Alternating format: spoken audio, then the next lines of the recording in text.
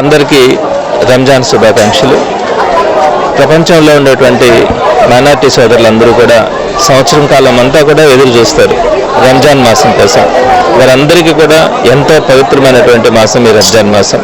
సుమారుగా 29 రోజుల నుంచి 30 రోజుల పాటు కఠినమైన ఉపవాస దీక్షలు, తెల్లవారుజాము నుంచి సాయంత్రం పొద్దుపోయేంత వరకు కూడా వారు ఎలాంటి కనీసం మంచినీళ్ళు కాదు కదా ఎంగిలి కూడా తీసుకునేటువంటి పరిస్థితిలో ఉండదు.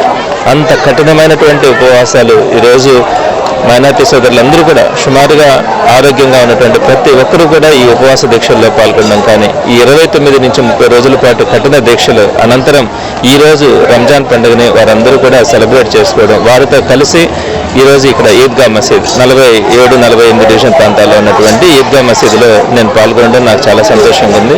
నేను ఎప్పుడు కూడా చెప్తా ఉంటాను, మైనార్టీ సోదరులు నెల్లూరు నగర నియోజకవర్గంలో ఉన్నటువంటి వాళ్ళు అత్యంత సేవాభావంతో కలిగిన వారు, 10 మందికి ఉపయోగపడాలా, మంచి చేయాలా, సమాజం బాగుండాలన్న ఆలోచన కలిగిన వారు. వారందరితో కలిసి నా ప్రయాణం చాలా సంతోషంగా కూడా ఉంటుంది.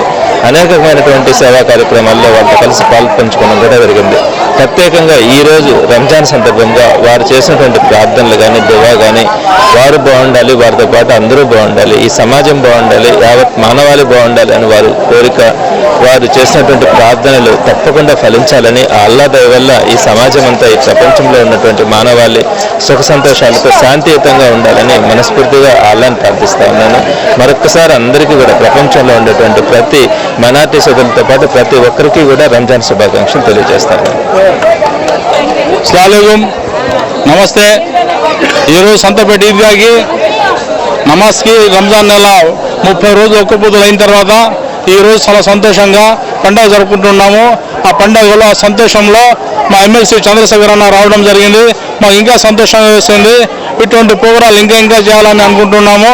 ఇటువంటి మళ్ళీ బక్రీద్ పండుగ వస్తుంది, అప్పుడు కూడా ఇదే ఇదిగా వస్తాం మేమంతా కలిసి. మళ్ళీ ఏంటంటే బీద ప్రజలకు ఏదైనా సాయం చేయాలంటే ఎమ్మెల్సీ చంద్రశేఖర్ అన్న ముందంజలో ఉంటున్నారు. ఎందుకంటే చాలా మంది చేస్తారు, ఈయన చెప్పకుండా చేస్తారు. చాలా గొప్ప వ్యక్తి. అందరూ ఈసారి ఏంటంటే రాబోయే రోజుల్లో ఇట్లాగే దువా చేసి వైసీపీ పార్టీని గెలిపించాలని ఆ దేవుడి ద్వారా ప్రార్థిస్తున్నాం.